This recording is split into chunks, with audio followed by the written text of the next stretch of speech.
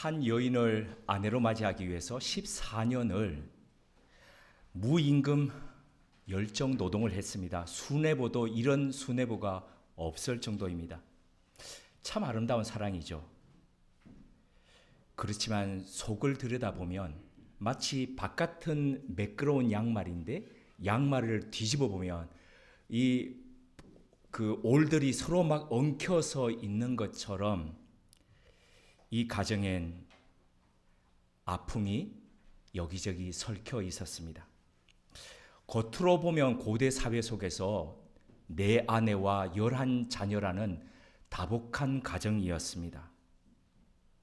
혈혈단신으로 도망와서 14년 만에 대가족을 이룬 그 남들이 보면은 부러워할 만한 그런 가정이었습니다. 성공한 사람처럼 보였습니다. 하지만 속을 들여다보니 빛 좋은 개살구였습니다. 친자매였던 두 아내는 서로 사랑하고 아끼고 서로의 아픔을 보듬지를 못하고 서로 시기하고 질투했습니다. 가정에 늘 마치 팽팽하게 메어둔 현악기의 현처럼 그렇게 긴장감이 감돌았습니다. 14년을 하루도 쉬지 않고 불철주야 노동을 했지만 은행 잔고엔 하나도 없습니다. 모두가 다 장인 소유입니다. 이렇게 살다가 평생 거지로 살다가 거지로 죽겠다는 이 위기감이 들었습니다.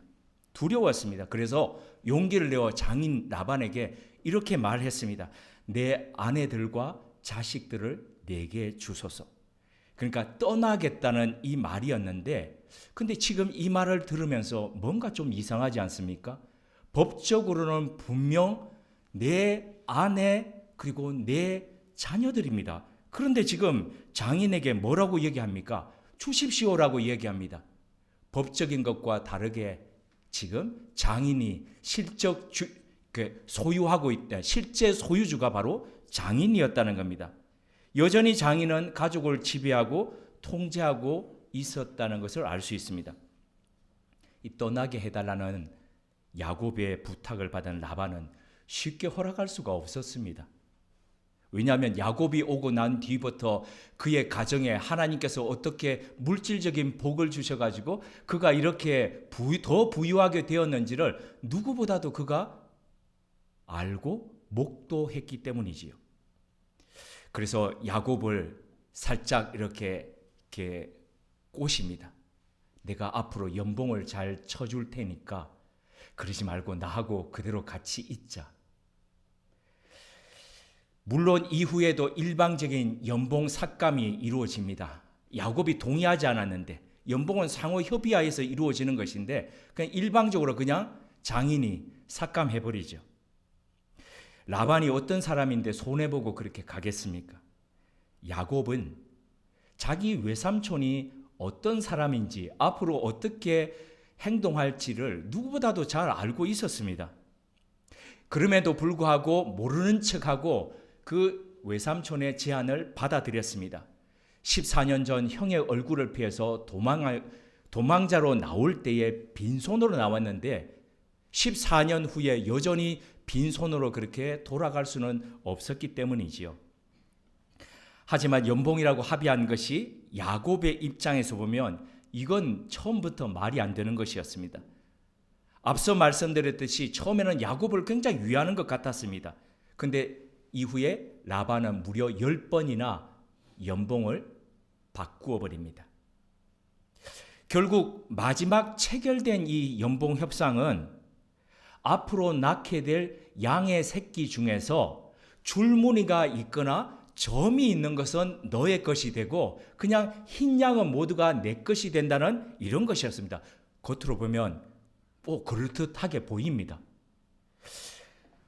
그런데 지금도 팔레스타인에 이동하면서 유목 생활하는 베두인들의 양을 보면은 그 성지순례나 이런 데 가서 보지 않습니까? 보면 제일 많은 양들이 흰색 양들, 물론 우리가 흰색이라 그러지만은 때가 깨재재하게 묻어가지고 흰색인지 흑색인지 잘 구분은 가지 않습니다만은 그런 양들, 그리고 염소는 보면 대부분이 검은색이나 갈색이 줄을 이룹니다.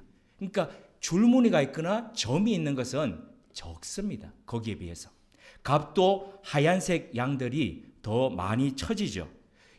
하나님 앞에 제물로 드리는 것도 그냥 흰색의 양이지 얼룩무늬 있는 거 이런 것들 바치지 말라 그랬거든요. 그러니까 훨씬 값어치 있죠.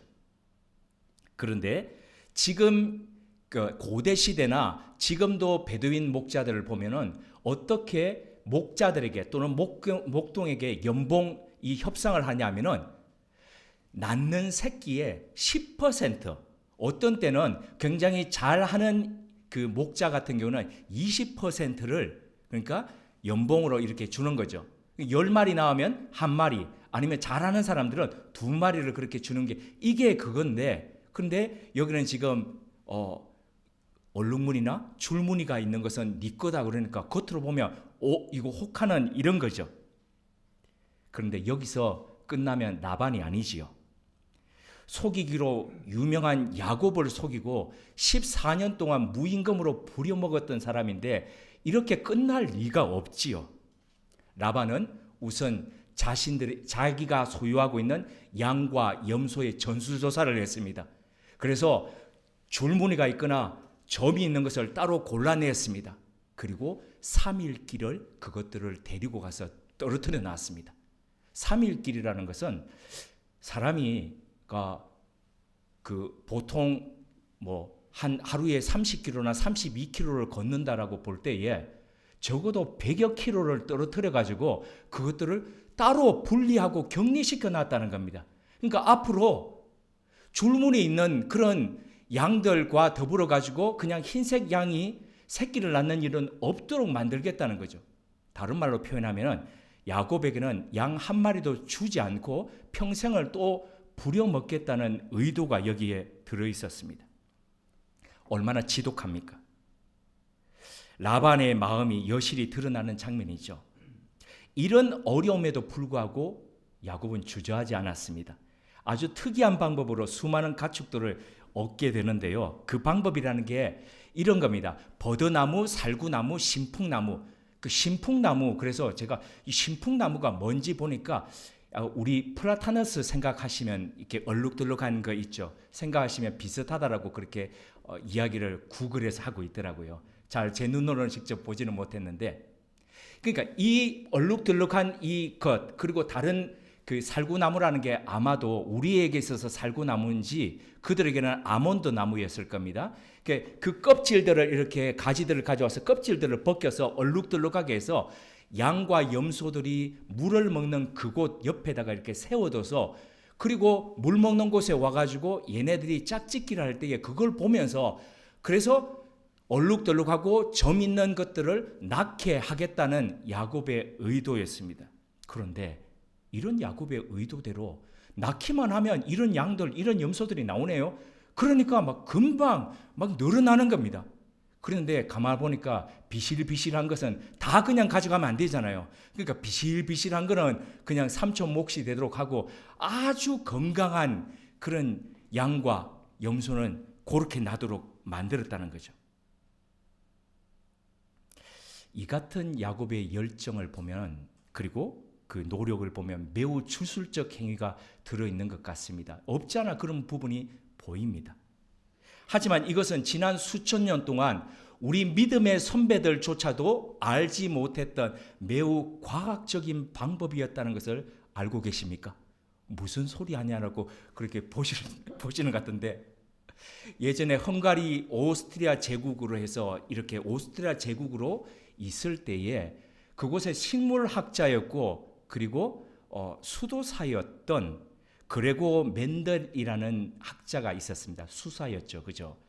이 사람이 1866년에 오늘날 우리가 알고 있는 우성의 법칙 그리고 분리의 법칙이라는 멘델의 법칙, 우리 고등학교 생물 시간에 배웠던 거 기억나시죠? 이 법칙을 발견했다는 거죠. 이게 어떤 거냐 하면은, 자, 보라색 꽃이 피는 완두콩이 있습니다. 근데 여기는 흰색 꽃이 피는 완두콩이 있습니다. 요 두 콩을 같이 교배를 시켰습니다. 그러니까 그 다음 세대에, 바로 다음 세대에 다 보라색 꽃만 피네요. 흰색 꽃이 하나도 안 피네요. 요걸 일컬어서 우성의 법칙이라고 이야기를 합니다. 그죠? 우성의 법칙. 그러니까 우성이 뭐냐면은 보라색 꽃과 흰색 꽃이 있을 때 완두콩에 있어서 보라색 꽃이 우성이고 흰색 꽃이 열성이라는 거죠. 그러니까 1세대에서는 전부 다 이 우성만 드러나더라는 겁니다. 근데 다음 세대에 그 콩도를 그대로 했더니 흰색 꽃만 심었는데 그 중에서 보라색 꽃이 나더라는 겁니다. 몇 개 중에 몇 개요? 4개 중에 1개가 나더라는 겁니다. 그래서 멘델이 이 세대에서는 열성 유전자끼리 모여져 가지고 그 열성이 같이 힘을 합쳐 가지고 열성이 드러나는구나. 그래서 분리의 법칙 이렇게 해서 1866년에 멘델의 법칙이라는 것으로 발표를 했습니다.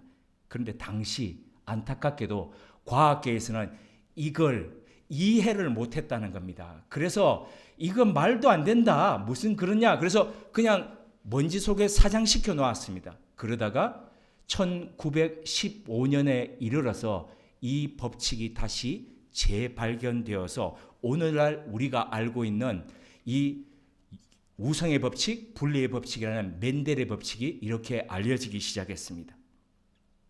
자, 이것을 한번 보시면은 무려 지금부터 3600년 전에 이 야곱이 이걸 알고 아무리 외삼촌이 분리시켜 놔가지고 흰 양들만 모아놨다 하더라도 그 안에 있는 그 알록달록한 유전인자를 가진 그들이 같이 결합이 되어서 알록달록이 나온다는 그 원리를 적용했다는 거 알았는지 모르는지는 모릅니다.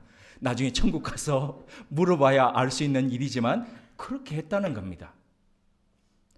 야곱의 외삼촌이요 장인이었던 라반은 야곱에게 주기로 했던 이 양들을 100kg나 떨어뜨려 가지고 전혀 될 수 없도록 격리 조치시켰지만, 그러나 아무리 분리하고 격리했지만, 그래서 흰 양만 모아두었지만, 하나님은 멘델의 유전 법칙에 따라서 4마리 중에 1마리가 나는 게 기본인데 그것보다도 더 해서 낳으면 낳는 족족 다 줄무늬 그리고 점 있는 양들이 드러나게 하셨다는 겁니다.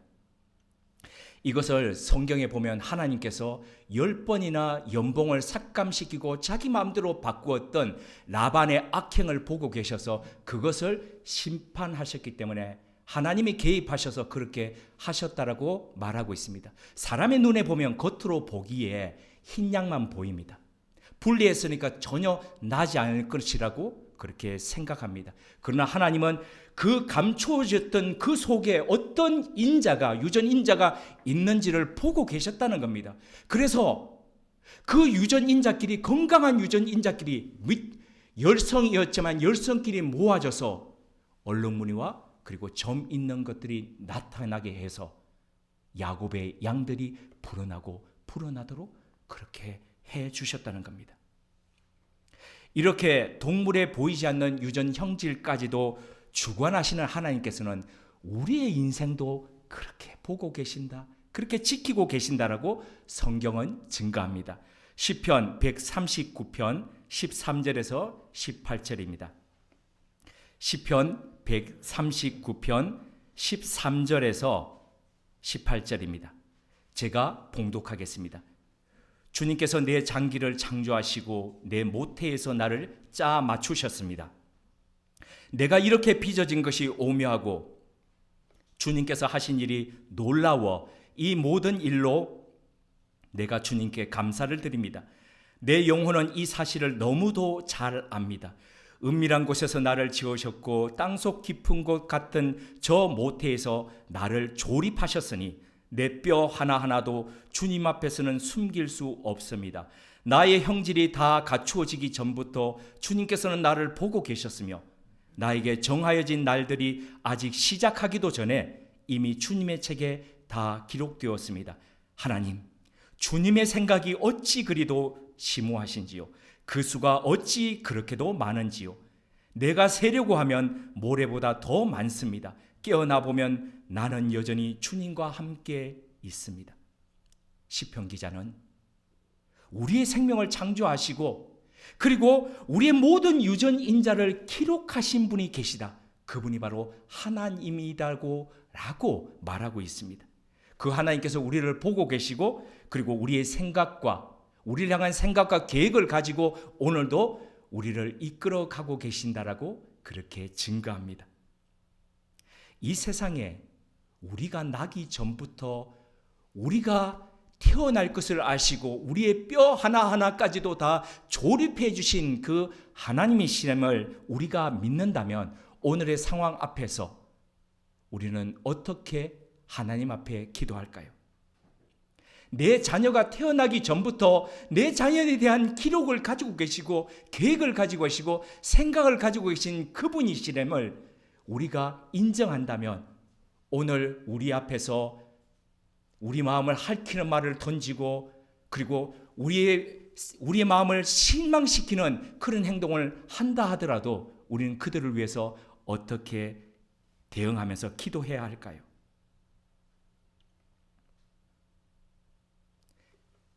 (6년의) 노동 끝에 야곱은 엄청난 수의 가축을 거느린 부자가 되었습니다. 마치 6년의 노동뿐 아니라 그 앞선 14년의 것도 하나님께서 보상해 주듯이 한꺼번에 모든 것을 가지게 하셨습니다. 그런데 문제가 생겼습니다. 야곱의 외삼촌이자 장인이었던 라반이 보는 눈이 다릅니다.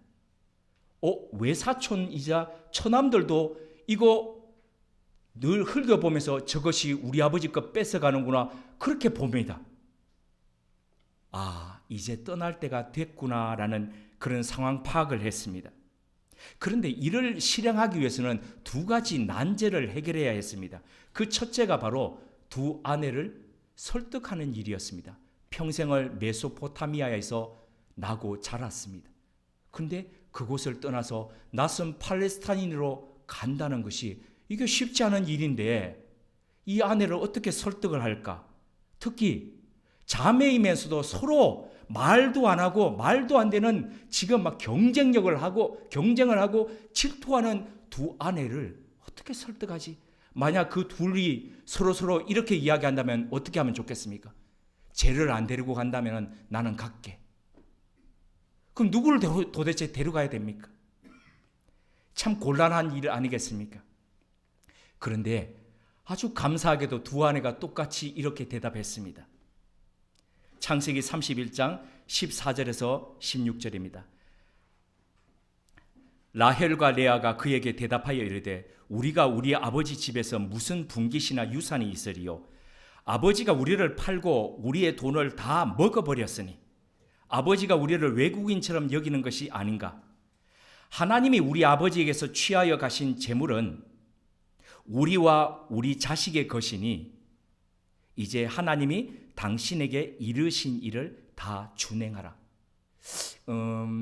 이것은 제가 90%는 웃자고 드리는 말씀이니까 저한테 죽자고 막 덤비고 그러지는 말아주시면 좋겠습니다. 라헬과 레아 이 두 딸들이 하는 얘기를 가만히 자기 아버지를 두고 하는 얘기를 보면 이러니 자식 키워도 소용없다는 말을 하는 거죠. 결혼하면 다 자기 남편, 자기 아내, 자기 자식 위주지 자기 어머니, 아버지 생각하지 않습니다. 예나 지금이나 다 똑같습니다. 다시 제가 진지하게 말씀으로 되돌아갑니다.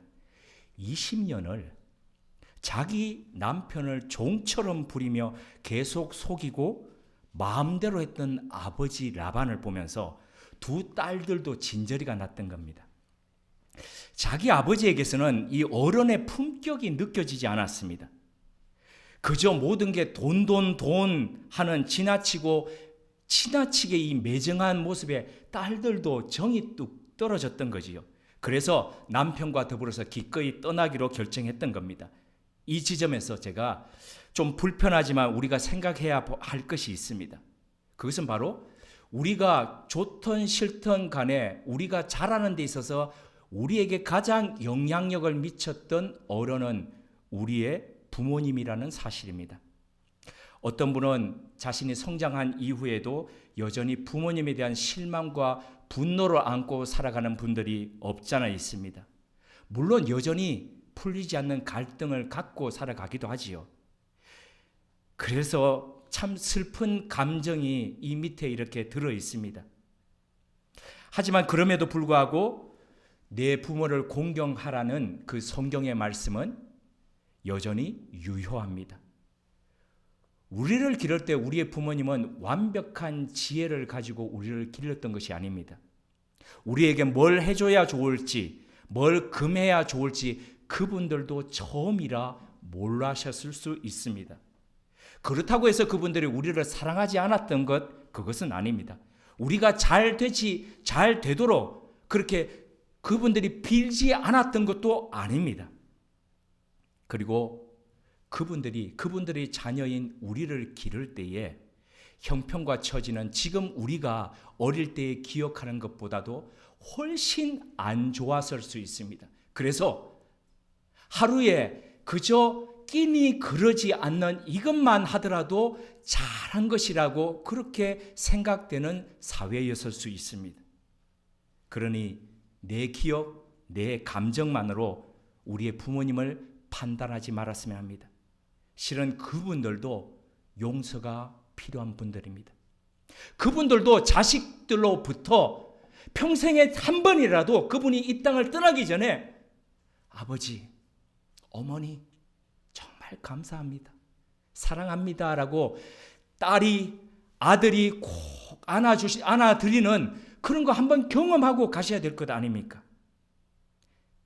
이것이 자식으로서 우리가 드려야 할 예의며 마땅한 도리 아니겠습니까? 그리고 이런 우리의 모습은 우리의 자녀들에게 또한 거울이 되지 않겠습니까? 자, 첫 번째 문제가 해결되었습니다. 이제 더 어려운 두 번째 문제가 남아 있습니다. 그것은 라반과 처가 식구들이 야곱 일가를 곱게 내보내주지 않을 것이라는 난제였습니다. 어떻게 해서든 양 한 마리도 더 주지 않으려고 했던 라반인데 그 수많은 무리를 그냥 보내겠습니까? 그리고 야곱의 자녀들과 딸들을 보니까 이거 엄청난 노동력인데 그 노동력을 그렇게 보내주겠습니까? 그럴 리가 없었습니다. 그런데 그렇다고 해서 제가 모았던 이 가축들 다 포기하고 가겠습니다. 이럴 수도 없는 거 아닙니까? 그래서 야곱은 장인과 처가 그 식구들이 양털을 깎으러 그렇게 나간 사이에 몰래 도망쳤습니다. 아무 말 하지 않고 그냥 살그머니 야반 도주하듯이 그렇게 나와버렸습니다. 이 과정을 묘사하는 창세기 31장 19절에서 39절의 대화나 단어를 보면은 무려 8번이나 속이다, 훔치다라는 이 동사가 반복되고 있습니다.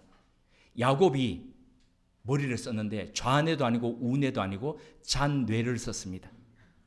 참 사람 변하지 않습니다. 이건 라반도 마찬가지입니다. 평생 남을 속이고 착취하던 라반이 처음으로 남에게 당했습니다. 그것도 자기 사위하고 딸들에게 당했습니다. 어떤 면에서 보면 그 손이 행한 대로 돌아간다는 하나님의 심판이 적용됐다 이렇게 볼 수 있습니다. 하지만 그렇다고 해서 성경은 우리가 야곱의 이 행위를 본받아서 따라해라 그렇게 말씀하지는 않습니다. 가족이 사랑해야 될 가족이 서로 속이고 속는 사기판이 되었습니다. 복수의 장이 되었습니다. 얼마나 슬픕니까? 이거 그대로 가면 비극입니다. 여기에 더 이상 비극으로 가지 않도록 하나님께서 개입하셨습니다.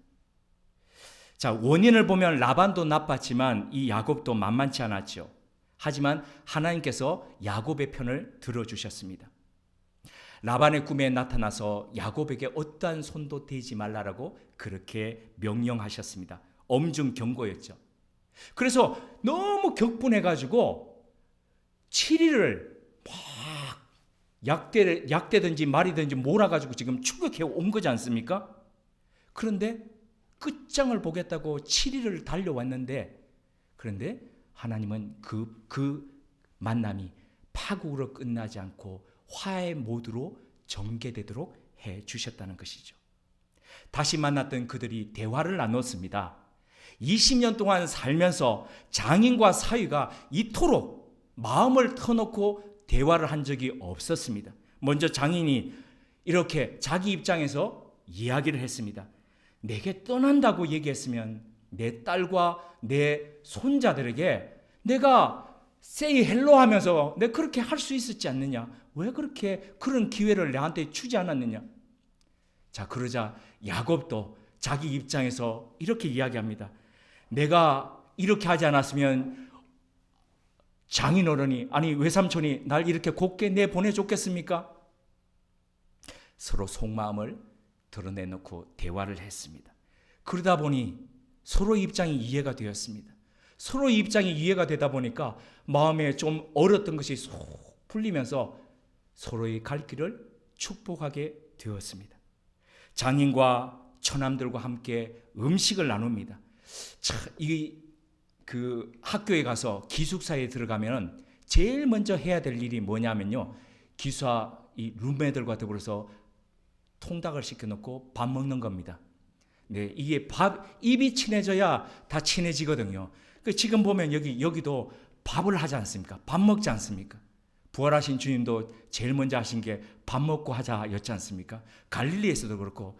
그래서 우리도 자주 밥을 먹고 그러려고 그러는데, 네, 믿거나 말거나입니다. 자, 평화조약을 체결하는데요, 창세기 31장 44절에서 45절을 우리 같이 읽으시겠습니다. 창세기 31장 44절에서 45절입니다. 함께요. 이제 오라, 나와 내가 언약을 맺고 그것으로 너와 나 사이에 증거를 삼을 것이니라. 이에 야곱이 돌을 가져다가 기둥으로 세우고, 네, 뒤이어서 보면 라반과 그의 처남들도 돌을 가져와서 무더기를 만듭니다. 라반은 이 돌 무더기를 아람식으로 여갈사하두다라고 이렇게 명칭을 불렀고요. 이 야곱은 팔레스타인 히브리어 말로 이것을 갈르엣이라고 그렇게 불렀습니다. 그런데 거기에 보니까 이 증거의 돌 무더기라고 하는데 똑같은 말인데 다르게, 이제 똑같은 뜻인데 다르게 얘기했는데 하나가 더 있습니다. 이것이 나중에 뭐라고요? 미스바라고. 미스바라는 바로 이 뜻은 하나님께서 살피신다라는 뜻입니다.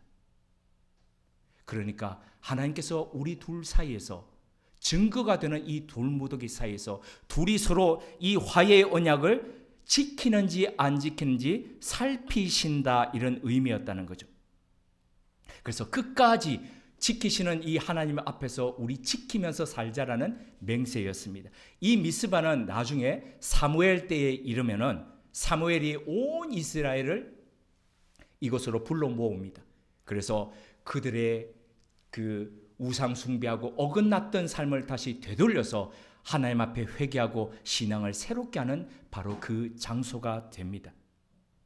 미스바는 이처럼 이후에는 이스라엘을 새롭게 하는 장소가 되지만 그 이후에 바로 야곱을 새롭게 하는 그 하나님, 살피시는 하나님의 상징이 된다는 것이죠. 오늘 창세기 30장에서 31장 가운데 야곱의 이 떠남의 이야기를 나누었습니다. 이 가운데 우리 몇 가지 믿음의 가르침을 마음에 담고자 합니다. 첫째, 동물에 보이지 않는 이 유전 형질까지도 주관하시는 하나님께서는 우리의 인생도 면밀히 살피고 주관하고 계신다는 사실입니다. 하나님께서 우리를 향한 생각과 계획을 가지고 갖고 계신다는 겁니다. 자, 우리가 이것을 받아들이고 믿는다면 오늘 내가 서 있는 이 바로 상황에서 우리가 얼마나 여유를 가지고 기다릴 수 있겠습니까? 기다리면 하나님이 보이십니다. 하나님이 역사하시는 거죠. 둘째입니다. 떠남이라는 이 문제를 야곱은 잔뇌로 해결하려 했으나 하나님은 그 속에서 하나님의 방법으로 도우시고 그리고 해결해 주셨습니다. 우리 가정과 집안의 문제도 우리는 우리 힘으로 우리 생각으로 애쓰고 있지만 그러나 하나님께서 개입하고 계심을 믿으며 그분에게 의탁할 때에 하나님의 방법으로 하나님의 때에 이끌어 가시지 않겠습니까? 셋째입니다. 여갈사하두다. 이 갈르엘이라는 이 증거의 무덤은 나중에 하나님께서 지켜보신다는 바로 미스바라는 신앙 고백이 되었습니다. 사랑하지 못하는 것이 죄입니다. 용서하지 못하는 것도 죄입니다. 상대방의 실수를 잊지 않고 앙심을 품고 있는 것도 죄입니다. 하나님은 이 죄에서부터 야곱을 건지셨고 라반도 건지셨습니다. 만약 야곱이 좋게 성공해서 그냥 삼촌을 따돌리고 그냥 팔레스타인으로 약복강을 그냥 건너가지고 갔다면은 아싸 탈출했다라고 하면서 얼마나 좋아했겠습니까? 그러나 평생을 두고 그것은 그의 인생에서 아픔이고 고통이 되었을 겁니다. 그것을 강을 건너기 전에 하나님은 이거 해결하라라고 하시면서 거기에 증거의 무덤 내가 살핀다 걱정 마라 그러신 거죠. 성격 탓인지 야곱은 가는 곳마다 만나는 사람마다 늘 부딪혔습니다. 야곱의 인생에 있어서 가장 괴로운 것은 다른 문제가 아니라 바로 인간관계의 갈등이었습니다. 물론 상대방도 잘못이 있습니다. 압니다. 하지만 하나님은 야곱이 더 자라기를 원하셨습니다. 달라지기를 원하셨습니다. 그래서 이제는 네가 싸우면서 쟁취하려고 하지 마라. 그냥 화평하게 지내면서 같이 공존해라. 대신 내가 보이는 것 넘어 있는 것까지도 끄집어내면서 내가 네 인생을 책임져 줄게. 네 인생을 이끌어 줄게. 하나님은 그렇게 지금 말씀하시는 겁니다. 그것이 바로 갈레시고 그것이 바로 여갈사두다이고 그것이 바로 미스바입니다. 이 거룩한 돌무더기가 우리가 만나는 사람들 속에 그리고 우리가 아끼고 사랑하는 가족들과 친지들 속에 세워지기를 주님의 이름으로 기원드립니다. 함께 기도드리겠습니다. 하나님, 우리가 지어지기도 전부터 우리를 아시는 하나님, 그 하나님께서 우리를 위한 계획과 생각을 갖고 계신다는 사실이 우리의 힘이 되게 하옵소서. 그 하나님께서 우리의 일터와 가정에서 개입하고 계심을 느끼고 깨닫길 원합니다.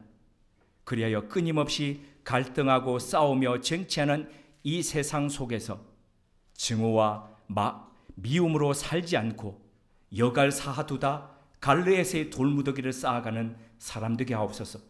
늘 지켜보시고 살피고 계신 미스바의 하나님심을 기억하며 믿음으로 맡기며 나아가는 그리스도인 되게 하옵소서. 예수님의 이름으로 기도드립니다. 아멘.